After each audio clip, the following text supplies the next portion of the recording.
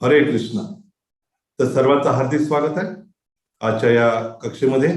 तर आपल्याला माहिती आहे आजचा विषय आहे मकर संक्रांतीची वैशिष्ट्य आणि त्या दिवशी काही विशेष काही घटना, रहस्यमय काही घटना घडल्यात त्याच्याविषयी आपण आज चर्चा करणार आहोत. तसं आपल्याला माहिती आहे की मकर संक्रांती किंवा मकर संक्रांती तर खूप महत्वाचा सण म्हणून आपण साजरा करतो. तर वर्षभरामध्ये सूर्य 12 वेगळ्या वेगळ्या राशीतून प्रवेश करतो, भ्रमण करतो. सूर्य भ्रमण करत असतो बरं का, सूर्याकडे स्थिर नाही, सूर्य सुद्धा भ्रमण करतो आणि सगळे ग्रह पण त्याच्या भोवती भ्रमण करत असतात. आणि ते ज्या 12 राशी आहेत वेगळ्या, ज्या ज्या राशीत जाईल ती, तसं जर कर्क राशीत प्रवेश केला सूर्यंतर त्याला कर्क संक्रांती असं त्याच्याप्रमाणे म्हणतात.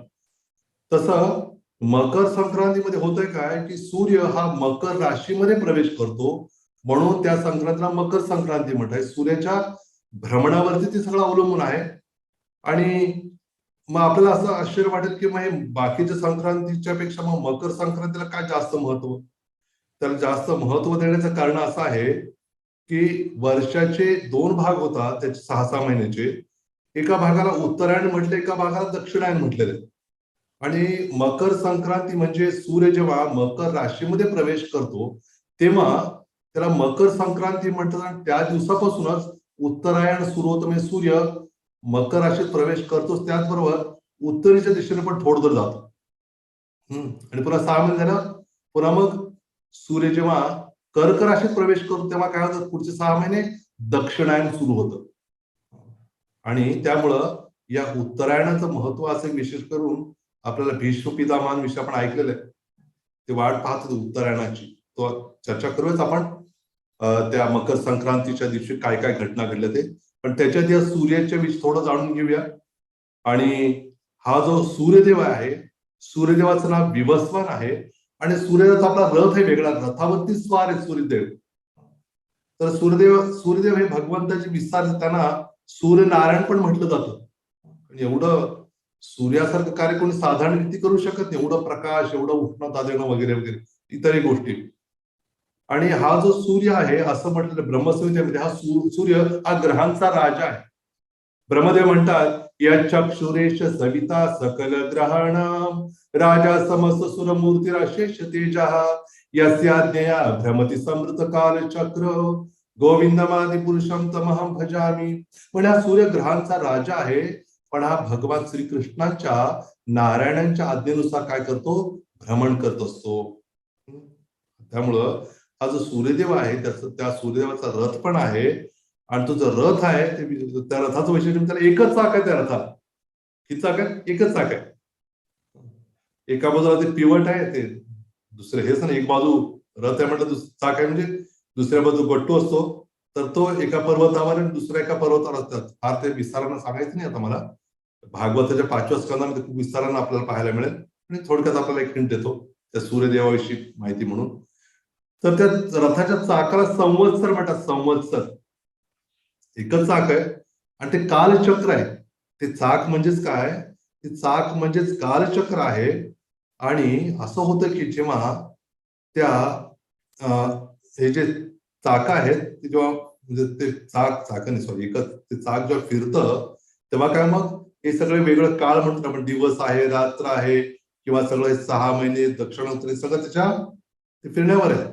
आणि त्या ज्या चाकाचे जे आरे आहेत, 12 महिने म्हणजे काय, त्या चाकाचे जे आरे आहेत ना, आपण इंग्लिशमध्ये स्पोक्स म्हणतो, त्या चाकाचे जे आर्या किंवा स्पोक्स म्हणजे काय, ते 12 महिने आहेत. आणि त्यामुळं ते जेव्हा फिरतं तेव्हा काय होतं, मग ते 12 महिने त्या पद्धतीने ते फिरतं त्या वेगानं पूर्ण. लक्षात आपले 1 वर्ष झालं म्हणजे काय, त्याचा अर्थ काय, एक चाक ते पूर्णपणे फिरलेले आता, असाचा अर्थ आहे. आणि त्याचप्रमाणे त्याच्यावरती 12 राशी आहेत वेगळ्या वेगळ्या राशीतनं गेला. आपण म्हणतो त्या, जसं मी म्हटलं ना, मकर संक्रांती म्हणजेच काय, मकर राशीतून सूर्य प्रवेश करतो म्हणून त्याला मकर संक्रांती म्हणतात. आणि त्या सूर्यदेवाच्या रथाला एकच चाक म्हणून सांगितलं. आणि त्याचबरोबर जे घोडे लावले त्या रथाला, किती घोडे, 7 घोडे. त्या घोड्यांची नावं पण आहेत, गायत्री, अनुष्टुप अशी जी वेगवेगळी व्याकरणातली छंद आहेत ना, ती नावं आहेत, त्या 7 नाव. आणि 7 घोड्यांचा सारथी जो आहे, सारथ्याचं नाव आहे अरुण. आपण ऐकलं अरुण उगवला प्रभात काळ, ऐकलं ना. तर तो अरुण आधी कसं सूर्योदय होताना काय दिसतं माहिती ना आपल्याला? सूर्य दिसताना लालसर छटा दिसते आकाशामध्ये आणि मग कळतं की आता सूर्य उदित होऊ लागलाय म्हणून. म्हणजे जेव्हा सूर्य उदित होताना आधी अरुण दिसतो आपल्याला त्याचा रंग आणि मग सूर्य दिसू लागतो आपल्याला है ना उदित होतं. म्हणजे हा जो म्हणजे रथ चाललेला आहे सूर्यदेवाचा, तर अरुण काय करतो ते चालवता चालवता माग डाव्या बाजूने असं थोडं मागे वळून बघत असतो सूर्यदेवाकडं. त्यांच्या देशानुसार चालवत असतो, फार वेगाने चाललेलं असतं. त्याचा वेग वगैरे खूप विस्तारानं वर्णन आहे भागवताच्या 5व्या स्कंदामध्ये. आणि त्या रथाच्या समोर 60,000 ऋषी, ज्याला वालखिल्य असं म्हणतात, ते 60,000 ऋषी काय करतायत, सूर्यदेवाकडे पाहत सूर्यदेवाची स्तुती करत असतात. आणि त्याचबरोबर बरेच अप्सरा मग तो भरपूर जण सगळेजण तो त्या रथाच्या अवतीभोवती ते काय करतात, सूर्याची स्तुती करत असतात. आणि अशा रीतीने सूर्याचा रथ नेहमी चाललेला असतो. तर आजकालच्या लोकांना ते माहित नाही, त्यांना वाटतं सूर्य स्थिर आहे, हालत नाही. नाही, सूर्य हालतो, सूर्याचा रथ पण आहे. पण आपण रथसप्तमी साजरी करतो माहिती आहे आपल्याला? रथसप्तमी. रथसप्तमी म्हणजे काय, की सूर्याचा तो जन्मदिवस आहे खरं तर. कश्यप आणि आदित्यचा पुत्र म्हणून आदित्य म्हणून सूर्याचा जन्म आहे. म्हणजे सूर्य आहे, व्यक्ती आहे, ग्रह आहे आणि त्याचबरोबर काय, ते सगळ्या गोष्टी आहेत ते समजून घेणं फार आवश्यक आहे. आणि मी जसं सांगितलं की सूर्यदेवाला सूर्यनारायण पण म्हणतात. म्हणजे ऋषीमुनी योगी काय करतात, सूर्याचं ध्यान करतात, म्हणजे जणू काही सूर्याच्या ठिकाणी ते सूर्यनारायण अशा भावनेने बघून त्यांचं ते चिंतन करतात, त्यांना प्रणाम करतात. आणि गीतेत सुद्धा म्हटलेलं भगवान म्हणतात, प्रभास्मी शशी सूर्य, चंद्र आणि सूर्याचं तेज किंवा प्रकाश म्हणजे मी आहे. म्हणजे भगवंतच काय करतायत, त्यांच्यापासून निघणारी जी ब्रह्मज्योती आहे, तर जर सूर्याला कुठून प्रकाश मिळतो, भगवंतापासून. आणि सूर्य काय करतो, तो प्रकाश घेऊन त्याचा तो परावर्तन करतो सूर्य सर्वांसाठी. प्रकाश आणि उष्णता आपल्याला प्राप्त होत असते. आणि तर अशा रीतीनं हा सूर्य आपल्या रथावरती आरूढ होऊन असं भ्रमण करत असताना हे सगळं काही दिवस रात्र मी जे सांगितलं त्या सगळ्या घटना होत असतात. आणि या दिवशी घडलेल्या घटना पण खूप विशेष विलक्षण घटना आहेत. जसं भीष्मदेवाचा फार विशेष प्रसंग. भीष्मदेवांना इच्छा मृत्यू होता आणि इच्छा मृत्यू असल्यामुळं त्यांना ते ठरवू शकत होते कधी देह सोडायचा. तर ते तर बाणाच्या शयी विचार करा, एक बाण अंगात घुसला तर काय अवस्था होते. आता आपल्याला काय अनुभव येतो, अंगात बाण घुसलेला काय अनुभव आहे का तुम्हाला? दिव्य चैतन्य प्रभू नाही ना, आता बाण पडलं तुम्ही म्हणलं बाण आता आहेत, गोळीचा विचार आला है ना. तर ते गोळी तरी पाहिजे ना, आता ते चॉकलेट गोळी तेवढं माहिती आहे, पण ते त्या गोळ्या माहिती ते काय खाल्ले नाही बरे आपण. पण जो बाण, एक बाण घुसल्यावर आपण ऐकलं असेल, निदान अनुभव करू शकतो किती हाल होत असेल. तर पूर्ण त्या बाणाच्या शय्येवरच ते आहेत, अंगात आरपार झालेले. तर अशा अवस्थेमध्ये आहे, तर दुसरं कोणी असतं त्याने देह कधी सोडला असता. पण भीष्मदेव जे आहेत त्यांना इच्छामृत्यू असल्यामुळं ते वाट पाहत ते अनुकूल वेळेची. अर्थात ते योग्यासारखं पण त्यांनी प्रक्रिया केली आणि त्याजवळ त्यांनी भगवंताचं ते चिंतन स्मरण करत होते. आणि भगवंताची किती विशेष योजना आहे, की साक्षात भगवान श्रीकृष्ण तिथं आहेत, पांडव सगळेजण आहेत आणि भीष्मदेव भगवंताची स्तुती करतायत. आणि भगवंताचं दर्शन करता करताच काय झालं, मग हा उत्तरायणाचा दिवस मकर संक्रांतचा उजाडला आणि त्याजवळ ते भगवंताला पाहत पाहत त्याने देह सोडला. चालेल, म्हणजे मकर संक्रांतीची विशेष घटना आहे. आणि त्याचबरोबर मकर संक्रांतीच्या दिवशीच भगीरथ राजाने जे अति अथक प्रयत्न केले गंगेच्या अवतरणासाठी, तर गंगेचं आगमन पण त्याच दिवशी झालं असं म्हणतात. आणि त्यामुळं गंगा आणि सागर, गंगा सागर पण फार मोठा मेळा होत असतो. जसं हे फार मोठे राजा होते, राजा सगर. तर ते राजा सगर त्यांनी फार मोठा यज्ञ, त्याच्या पूर्वजांनी यज्ञ जेव्हा झाला होता, तेव्हा त्या यज्ञाच्या वेळेला तो यज्ञ होता अश्वमेध यज्ञ. आणि इंद्राला भीती वाटली, जर ह्यानी जर एवढा मोठा यज्ञ केलं तर काय होईल, माझं पद आता गमावून बसणार मी. पण त्याने घोडाच पळवला. आणि ते बरेच शोधाशोध झाली, तर त्याला ते काय झालं, ती सगर राजाची 60,000 मुलं होती. त्या घोड्याचा शोध घे सगळीकडे भरपूर ठिकाणी त्यांनी प्रयत्न केला. पृथ्वी खणली, इकडं पाहिलं तिकडं पाहिलं, कुठं पाहिलं तरी पण त्या घोड्याचा शोध लागत नव्हता. पण पाहता पाहता कुठं आले ते, जिथं आता गंगासागर आहे. आता गंगासागर तेव्हा नव्हतं, नंतर झालं ते, आपल्याला माहितीसाठी म्हणून. त्या ठिकाणी कपिल मुनीचा आश्रम होता, अजून पण आहे.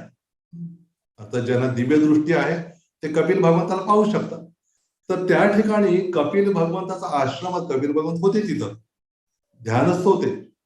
आणि इंद्रानं मुद्दाम काय केलं की तो त्याला लक्षात की घोडा तर शोधणार नाही, ते आता पोहोचणार माझ्यापर्यंत. त्याने काय केलं, घोडा त्या कपिल मुनींच्या आश्रमात लावला, कपिल मुनींच्या मागच, आणि लावून तिथनं तो केला, निसटला. आणि सगळं राज्य 60,000 मुलं शोधत आले. त्याने पाहिलं, घोडा दिसला, त्याने ओळखलं हा सर घोडा आहे. आणि घोड्याला ओळखलं. त्याने काय केलं, ओळखल्यावर त्याला त्या घोड्याला पाहिल्यावर त्याने, तशीच गोष्ट आहे ना, एखाद्या घरात जर समजा चोरीचा काहीतरी माल मिळाला, काय म्हणणार बरं पोलीस, तुमच्या घरात मग तुम्ही म्हटलं, ते म्हण अहो मी नाही चोरी, तुम्ही कराल ना करा, पण तुमच्या घरात आलं कसं काय बरं, असंच होणार की नाही. मग तिथं आहे म्हटलं, त्याला म्हटलं कपिल ह्याने चोरलं असलं, आणि डोळे मिटून फार मोठं याच्यासारखं आहे ना, बरोबर ना, चोरीचा मामला, डोळे मिटून बसलाय बाबा असं वाटलं. तर त्याने काय केलं, ते एकदम धावतच सुटले. ते आधीच भरपूर थकून गेले, ते घोडा शोधत असताना नाकी 9 आले होते. आणि अशा स्थितीमध्ये पाहिला घोडा दिसतोय, घोड्यासमोर दिसतोय एक जण कोणतरी, एकदम ओढतच गेले, महाराज सोडायचं नाही असं एकदम धावतच गेले. आणि त्याच वेळेला काय झालं, तिथं कपिल मुनीने काही पाहिलं, बोलले नाही. भगवंताचे अवतारच आहेत ते, केवळ डोळे उघडले त्यांनी, आणि डोळे उघडताच काय झालं, ती सगळं राजाची 60,000 मुलं जळून भस्म झाली पूर्ण. आणि जे जळून भस्म झाली, आणि त्यानंतर काय झालं, पुण्यामध्ये सगळं राजाने पाहिलं, पण ते आलेच नाहीत म्हणून. त्याला आश्चर्य वाटलं, कुठे गेले कुठे गेले. तशा ते हे होऊन संपून गेलं. त्यांनी तपस्या करून त्या मुलाला आणायचा प्रयत्न केला. लक्षात आलं की ते झाले, जळून गेले. आणि त्यांना लक्षात आलं की एकच उपाय आहे, जोपर्यंत त्या ठिकाणी गंगा नदीचा प्रवाह तिथून जात नाही, तोपर्यंत काय होणार नाही, त्यांचा उद्धार किंवा मुक्ती मिळणार. त्याला लक्षात आलं. मग त्याला बरेच प्रयत्न केले, त्यांच्या मुलांनी केले. त्याच्यामुळे असं करत करत गंगा काही प्रसन्न झाली नाही, गंगा काही आली नाही.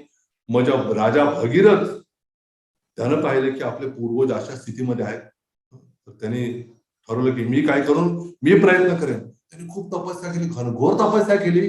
गंगेनं प्रसन्न होऊन सांगितलं, ठीक आहे, मी तुझ्या तपस्याला प्रसन्न आहे, काय सांग मग तुला काय हवं.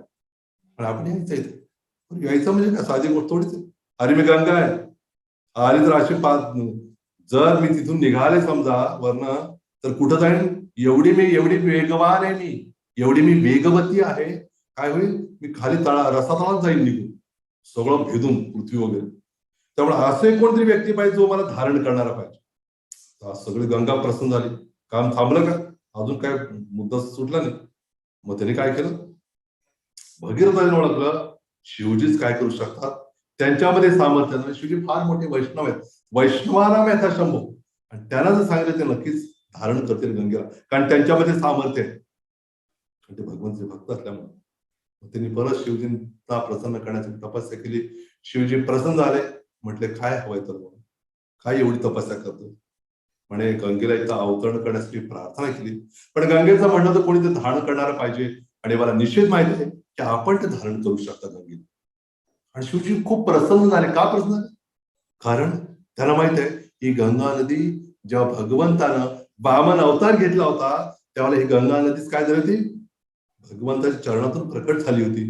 त्यामुळे त्यांनी विचार केला की साक्षात भगवंताच्या चरणकमलाला स्पर्श झालेली नदी म्हणजेच काय, भगवंताचा चरणामृत आहे. आपण काय करतो, मस्तकावर धारण करतो, शिरसा धारी आम्ही आपण चरणामृत घेतल्यावर अकाल मृत्यू हरणम सर्व व्याधी विनाशनम विष्णुपादुदकं पित्वा शिरसा धारयामी अहम. मी काय करतो म्हणे, भगवंता आपलं जे चरणामृत आहे ते मी काय करतो, आपण पिल्यानंतर आपण शिरसा म्हणजे आपण मस्तकाला हात लावून काय करतो, पुसतो. म्हणजेच काय, आपण त्याला आदर प्रदान करतो. ते काही चिकट लावण्यासाठी म्हणून डोक्याला नाही, तर ते काय सन्मान देण्यासाठी. तर त्यामुळं शिवजी प्रसन्न, ठीक आहे मी घेईन. आणि मग त्या पद्धतीनं ती गंगा तिथं वर्ण जेव्हा वेग सुरू झाला, शिवजीने पुढे जटा उघडल्या, जटेमध्ये गंगा आली. आणि मग त्याने काय केलं, एक एक प्रवास सोडला मग गंगेचा वगैरेचा. आणि मग त्यावेळेला काय झालं, जेव्हा गंगा आली आणि भगीरथ महाराज रथ घेऊन पुढे चालले, तर रथ वेगाने चालला होता, आणि रथाच्या चाकाची जी निशाण त्याच्यात ती गंगा वाहत होती. आणि वाहता वाहता कुठं पोहोचली, त्या कपिल मुनीचा जिथं आश्रम आहे, गंगा सागर जिथं म्हटलं जातं, त्या ठिकाणी गंगा आली. आणि तिथं जी 60,000 जी मुलं होती सगर महाराजांची, जी जळून भस्म झाली होती कपिल मुनींच्या त्या क्रोधामुळं, आता त्यांचा क्रोध होता असं पण म्हटलं नाही एका दृष्टीनं. असं म्हटलं की त्यांनी नुसतं डोळे उघडले तरी पण काय झालं, त्यांनी त्या सर्वांनी जो अनादर केला त्यांच्या प्रती, त्या अनादरामुळे स्वतःच्या कर्मामध्येच जळून गेला असं पण म्हटलं. तर त्यामुळे त्यांनी काय केलं मग, तिथं जेव्हा गंगेचं पाणी पोहोचलं तिथं, सर्व त्या 60,000 मुलांना सगर महाराजांच्या त्यांना काय मिळाले, ते मुक्त झाले सगळे. त्यामुळं ही घटना पण, ती गंगा तिथं अवतरण्याची घटना पण त्या मकर संक्रांतीला म्हणून गंगासागर मेळावा असतो फार मोठा, गंगासागर मेळा आपण ऐकलं असेल ना. तर त्याचबरोबर एकतर आपण ऐकलं भीष्मदेवाचं ऐकलं, गंगेचं ऐकलं, मकर संक्रांतीला घडलेल्या घटना म्हणून. तर त्याच या मकर संक्रांतीलाच एकदा विष्णू भगवंतानं काय केलं, की अनेक हजारो हजारो असुर होते एकदा, आणि त्या असुरांचा भगवंताने काय केलं, त्यांचं मुंडकं छाटून त्यांचा वध केला आणि मंदार पर्वतावरती सर्वांना काय केलं त्यांनी, त्या ठिकाणी त्यांना दफन केलं त्या असुरांना. तर त्यामुळं हा भगवंताचा विजयाचा दिवस म्हणून पण ओळखला जातो, त्या असुरांवरती विजय प्राप्त केला म्हणून. म्हणून तो दिवस सुद्धा विशेष. आणि अजून एक वैशिष्ट्य सांगितलं जातं की जसं सूर्यदेवाचे पुत्र आहेत एका पत्नीमधून झालेले, यमराज आणि यम आणि यमी, यमुना आणि यमराज, आणि त्यावर दुसऱ्या पत्नीमधून झालेले शनिदेव पण सूर्यदेवाचे पुत्र आहेत. आणि त्या मकर संक्रांतीच्या दिवशी सूर्यदेव आपल्या पुत्राला म्हणजे शनिदेवाला भेटायला जातात. मकर संक्रांत पिता पुत्राचं मिलन होतं त्या दिवशी, म्हणून पण तो विशेष दिवस समजण्यात येतो. आणि त्याचबरोबर अजून फार मोठी एक विशेष विशेष गोष्ट अशी आहे की मकर संक्रांतीच्या दिवशीच साक्षात जे भगवान श्रीकृष्ण, ज्यांनी संपूर्ण विश्वातल्या जीवांचा उद्धार करण्याचा संकल्प घेतलेला होता, असे भगवान श्रीकृष्ण जे चैतन्य महाप्रभू जन्मात आले, त्यांनी मकर संक्रांतीच्या दिवशीच काय केलं, संन्यास घेतला. एखाद्या जीवानं संन्यास घेणं आणि साक्षात भगवंताने संन्यास घेणं किती विलक्षण गोष्ट आहे.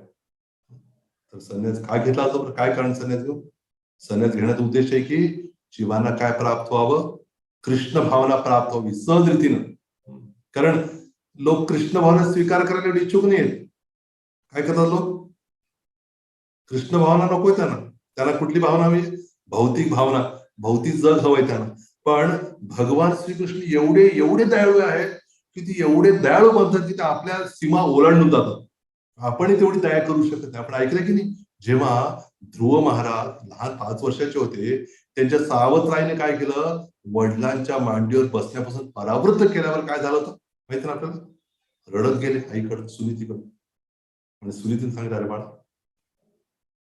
तुझ्या वडिलांच्या मांडीवर बसायचं असं माझा माझा काही अधिकार नाही, मी सांगू शकत नाही, पण निश्चित आहे म्हणे, तुझ्या सावत्राने जर तुला म्हटलं असेल ना की भगवंताची इच्छा झाली तर तसं शक्य, म्हणून जा म्हणतो जंगलात जा.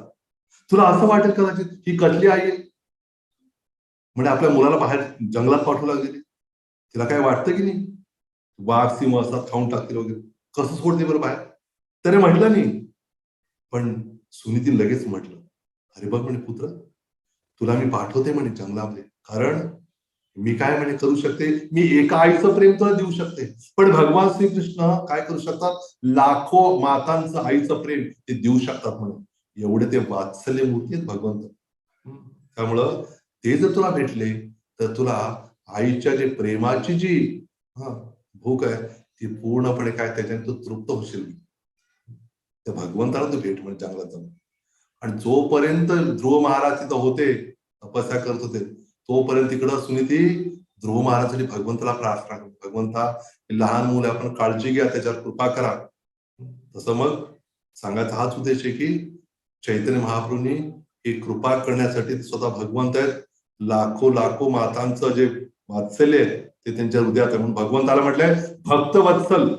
भक्तवत्सल म्हणजे काय, भक्ताविषयीची ओढ, प्रेम, भक्ताचं कसं भलं होईल हे चिंतन. तर स्वतः भगवंत आले आणि या भूतलावरून त्यांनी काय केलं, गंगेच्या काठावरतीच प्रकट झाले मायापूरला.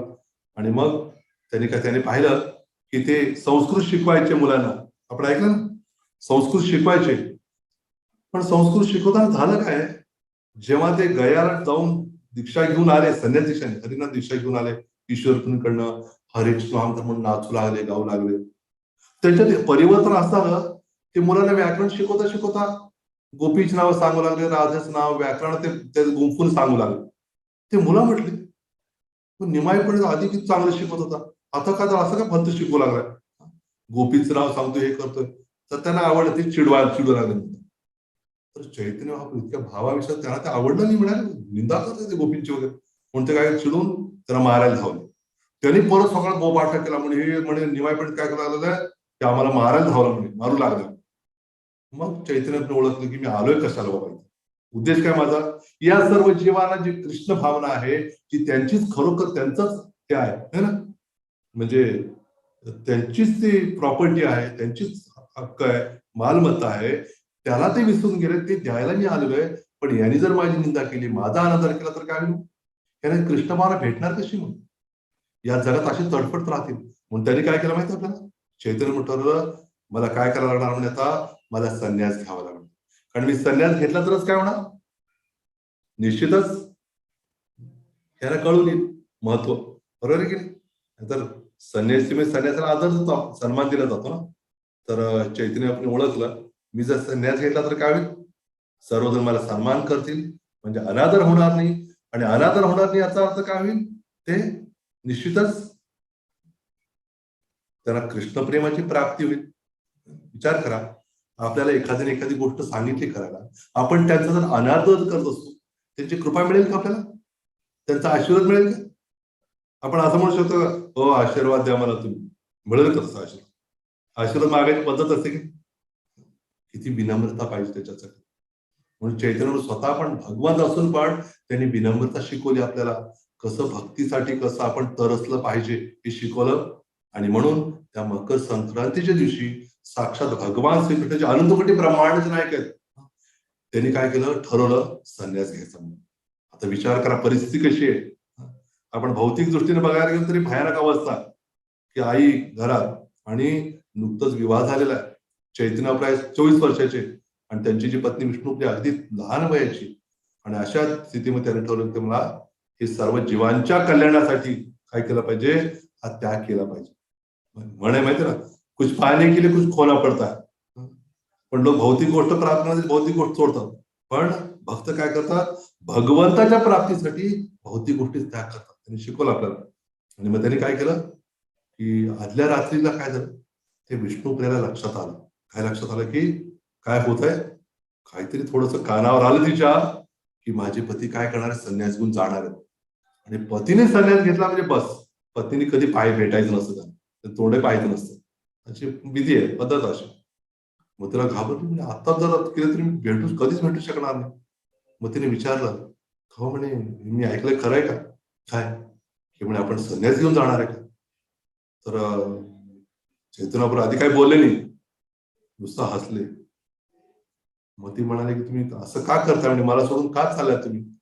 तर चैतन्य म्हणतो, बघ म्हणे, खरं तर तू असं तू मला स्वतःला म्हणजे मला तुझा पती समजते, पण सर्वांचे पती कृष्ण आहेत, भगवंत आहेत.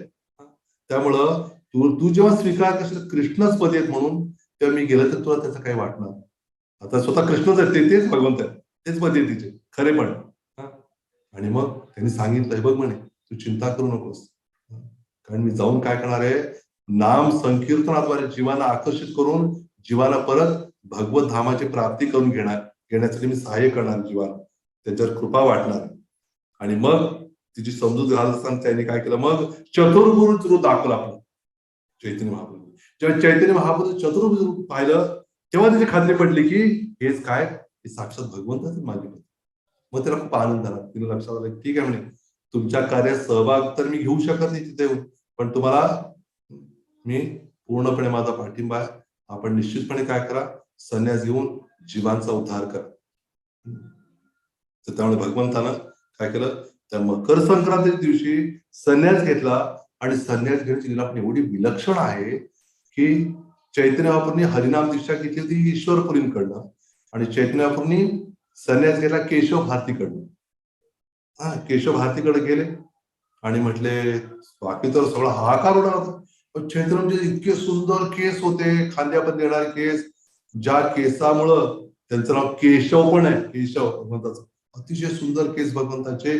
आणि असे केस आता सगळ्यात ते कापले जाणार, हे ऐकूनच सर्वांना ते भीती घाबरून गेले सगळं, की आता अशा स्वरूपात आपण पाहू शकणार नाही. सुंदर केस असलेले आहेत, कानात कुंडल आहे, गळ्यात काहीतरी माळ घातलेली वगैरे असं पाहू शकणार नाही आपण. तर त्याला फार वाईट वाटत होतं आणि सगळेजण दुःख व्यक्त करत होते. आणि चैतन्यप्रभू मात्र एकदम धाडस करून केशव भारतीला म्हणाले की मला संन्यास घ्यायचा. आणि सगळं तयारी झाली होती त्याला. गंगेचा काठ होता, काटवा नावाच्या ठिकाणी, काटवा आपण गेलाय काटवा ठिकाणी, मायापूर पासून जवळ आहे. तर त्या ठिकाणी ठरलं. केशव भारतीला आधी सांगण्यात आलं, बरेच भक्त जमले त्या ठिकाणी आणि बऱ्याच जण आधी अप्रत्यक्ष पण थोडं टाळ नको म्हणून सांगितलं, कशाला घेतो, थोडं हे करत होते. पण चैतन्याचा निर्धार पक्का होता. आणि चैतन्य महाप्रभूंनी काय केलं माहितीये, की त्या केशव भारतीला सांगून ठेवलंच. आणि एक न्हावी होता, त्याचं नाव होतं मधू, त्याला पण तयार केलं. तू काय करता, हे माझं जे केस मुंडन तू करायचंय म्हणे. त्याने जेव्हा पाहिलं चैतन्य महाप्रभू इतकी सुंदर केस, त्यांचं एवढं सौंदर्य पाहून तो म्हणा, त्यांनी विचार केला की का म्हणे अशी माझ्यावर वेळ आली. त्याची इच्छाच होत नव्हती. तर जेव्हा तो प्रसंग आला, चैतन्य महाप्रभू नदीमध्ये, गंगेमध्ये स्नान केलं आणि ओल्या कपड्यानंच आले केशव भारतींपुढं. आणि त्याच्या आधी असा प्रसंग घडला की केशव भारतीने काय विचार केला माहिती का, केशव भारती मुद्दाम त्याची परीक्षा घेण्यासाठी किंवा टाळण्यासाठी, केशव भारतीला कळून चुकलं साक्षात भगवंत आहेत आणि म्हणजे एवढं सुंदर रूप आहे, यांना संन्यास द्यायची वेळ माझ्यावर आली, नको, त्याला टाळायची इच्छा होती आधी. त्यांनी काय केलं माहिती का, केशव भारती म्हटले मी संन्यास देईन, म्हणून एक अट आहे म्हणे. कुठली अट आहे, तुमच्या आईची आणि पत्नीची अनुमती मिळाली, त्यांचं पत्र मिळालं तर मी देणार. आता तशीच पद्धत आहे बरं का. कोणी विवाहित असतील प्रभूजी वगैरे, त्यांना संन्यास घ्या, त्यांच्या पत्नी आणि आईचं पत्र आणावं लागतं. हा, दिव्य चैतन्य प्रभू तयार आहे का पत्र, तर मग ते पत्र आणावं लागतं. चैतन्य असं आहे का म्हणे, मी ताबडतोब घेऊन येतो. लगेच निघाले. मग केशव भारती विचार केला, हे आहेत भगवान साक्षात, यांना काय अवघड कोणाला पटवायचं. लगेच नाही नाही नाही म्हणजे जाऊ नका, थांबा थांबा असं म्हटलं. चैतन्य आले. मग तेव्हा स्नान कोणाला बोलायचे समोर बसले. आणि मग केशव भारती विचार करू लागले, मित्र अनंतकोटी ब्रह्मांड तर आहे काय, आणि आम्ही सगळे त्याचे सेवक आहेत बघा, ते मायावादी त्याच्यातले. पण भगवंताने अशी बुद्धी दिली त्या मुलाला, यांना संन्यास मी द्यायचा आहे. कसं करायचं, त्याला थोडं मनात घालमेल चालूच आहे अजून, असं मन पक्क होत नव्हतं की आता संन्यास द्यायचा म्हणून. आणि त्याच वेळेला काय झालं, चैतन्यप्रभू पोहोचले. चैतन्यप्रभू भगवान त्यांनी ओळखलं. चैतन्यप्रभू पोहोचले त्यांच्या जवळ. आणि जवळ पोहोचून काय केलं माहिती, केशव भारतीच्या कानाजवळ गेले. केशव भारतीच्या कानाजवळ जाऊन त्यांनी काय केलं, कानात म्हटलं, महाराज म्हणे मी एक स्वप्न पाहिलं. म्हणजे काय स्वप्न पाहिलं, त्या स्वप्नामध्ये एका व्यक्तीने काय केलं, माझ्या कानामध्ये संन्यास मंत्र सांगितला म्हणे. पण एवढंच आहे की मला, तुम्हाला मी सांगतो तो मंत्र, तो खात्री पटवून घेण्यासाठी, हाच तो मंत्र की हा विचारण्यासाठी मी तुम्हाला खात्री करून घेतोय तुमच्याकडनं, असं म्हटलं.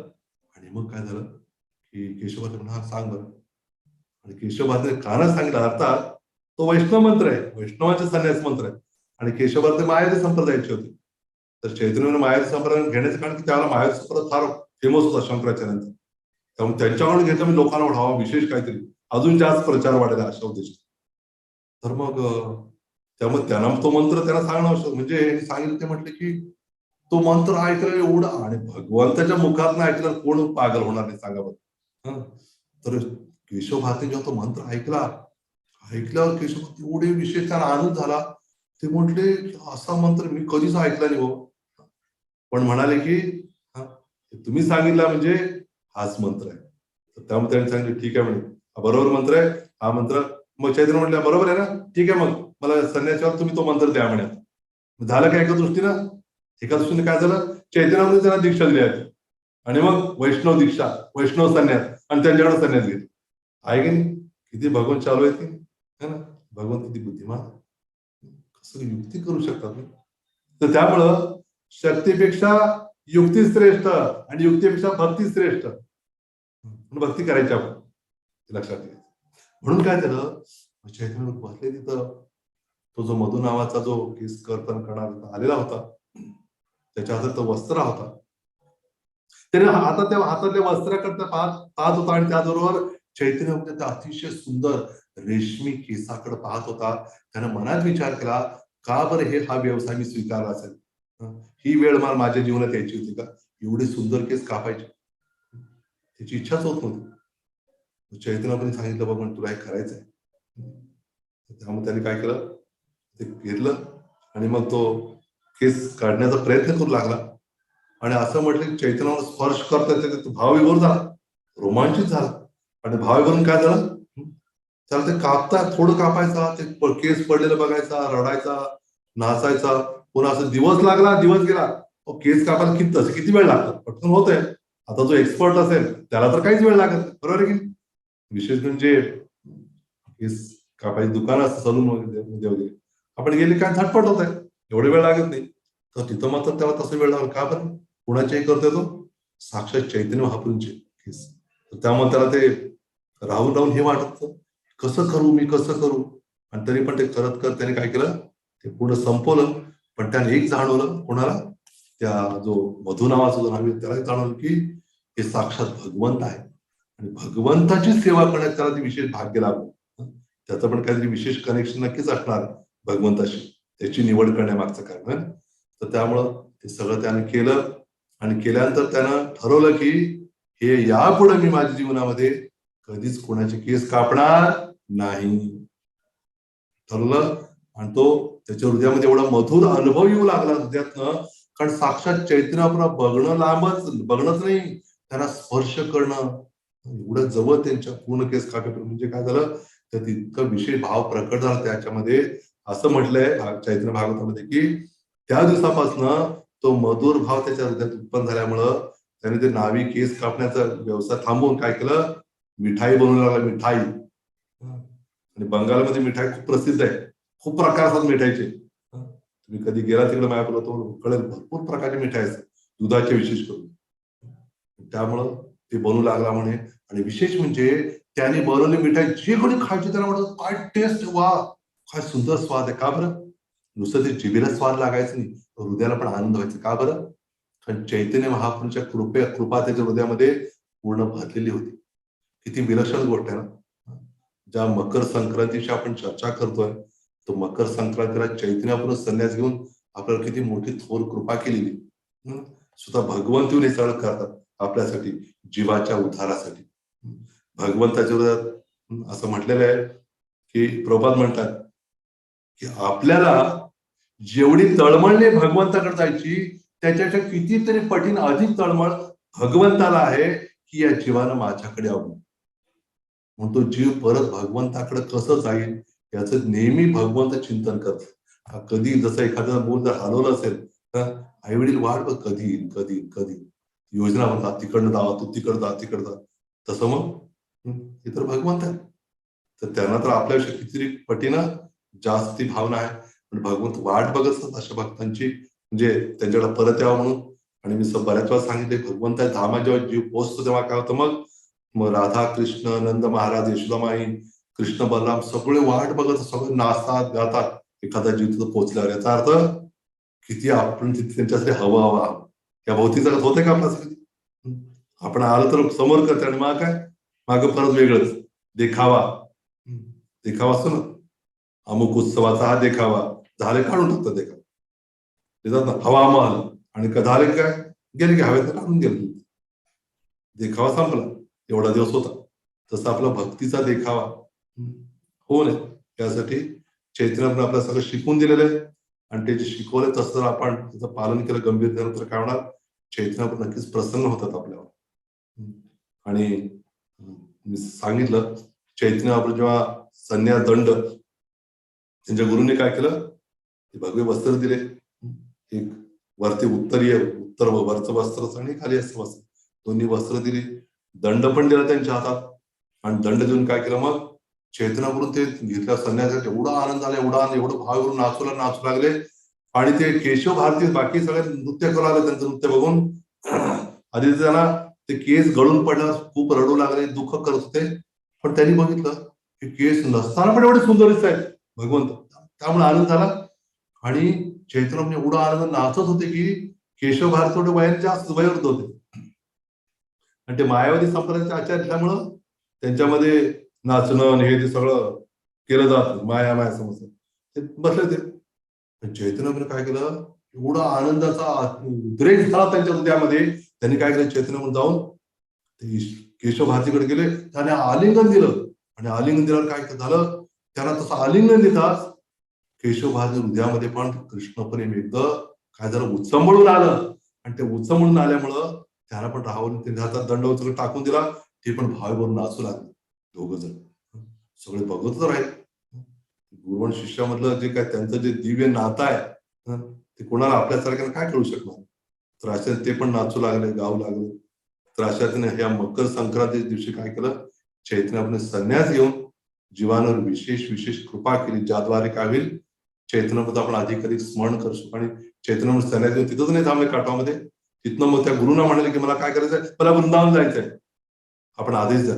केशवभारती म्हणले मला पण यायचं, आपण मिळून जाऊया. दोघं जायला जावं लागलं. पण नंतर काय झालं, मग भगवंताची अशी योजना होती की तेव्हा मग त्यांना ती वाणी ऐकू आली आकाशात. नाही म्हणे, नाही म्हणे अजून वेळ नाही, थोडं थांबावं लागेल म्हणे, अजून इतकंच वृंदावन नाही घडलं. बाकीच्या गोष्टी मग नंतर मला सांगितलं. चैतन्यप्रभू काय सगळीकडे भ्रमण केलं, संन्यास घेतला, भ्रमण करत करत पंढरपुरात पण आले. त्याच वेळेला त्यांना कळलं की त्यांचे जे भाऊ विश्वरूप त्यांनी पण संन्यास घेतलेला होता. त्यांनी पण संन्यास घेऊन काय केलं होतं, ते भ्रमण करत करत जेव्हा आले पंढरपुरात आले, भ्रमण करत करत पंढरपुरात आलं, त्यांनी काय केलं, ते तिथून अंतर्धान पावले. म्हणून त्या दिवसाला काय म्हणतात, विश्वरूप महोत्सव.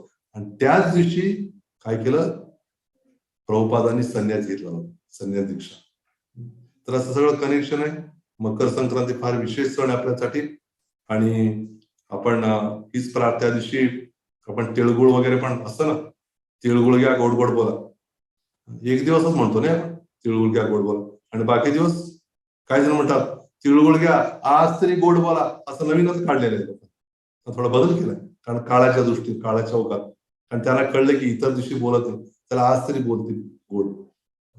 आणि ते तीळ वगैरे त्याचं कारण तीळ उष्ण आहे, आणि उष्ण असल्यामुळं या महिन्यामध्ये काय जास्त थंडीचा महिना, थंडी असल्यामुळं थोडं उष्ण गोष्टी आवश्यक आहे.